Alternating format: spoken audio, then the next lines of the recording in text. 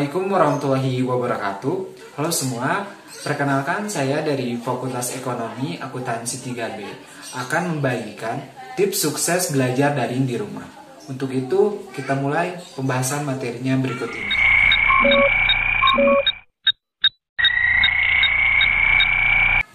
Tips pertama, belajarlah di meja, jangan di kasur.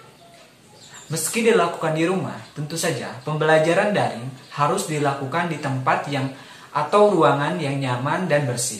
Lakukanlah di meja belajar, karena jika di kasur, sering timbul rasa malas seperti ingin tidur-tiduran, sehingga belajar tidak efektif atau tidak fokus.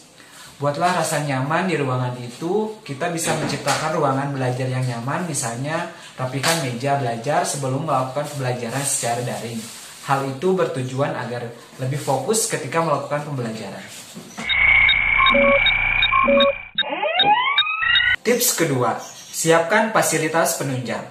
Untuk pembelajaran daring, sudah pasti membutuhkan fasilitas penunjang seperti smartphone, laptop atau komputer, dan yang paling penting adalah jaringan internet yang lancar.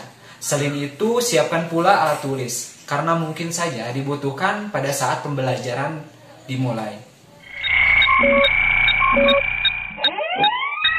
Tips ketiga, komunikasi.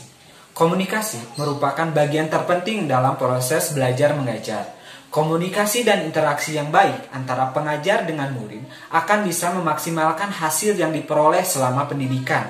Dalam komunikasi ini, hal yang dapat kita lakukan adalah pertama, selalu bertanya kepada dosen atau guru kita hal-hal atau materi yang belum kita pahami, ataupun kita bisa bertanya kepada teman kita yang lebih memahami materi yang disampaikan.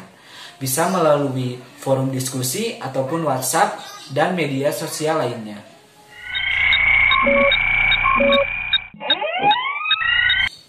Tips keempat, jangan menumpuk tugas dan perhatikan deadline atau batas waktu pengumpulan tugas. Kerjakanlah tugas satu persatu agar kita bisa lebih memahami materi dan tugas yang diberikan. Kemudian, untuk tugas yang harus dikumpulkan sesuai dengan batas waktu, maka harus diperhatikan dengan baik, supaya tidak terlambat saat pengumpulan.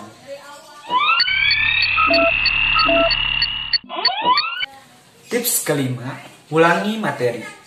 Tips belajar daring yang efektif berikutnya adalah mengulangi materi yang telah disampaikan.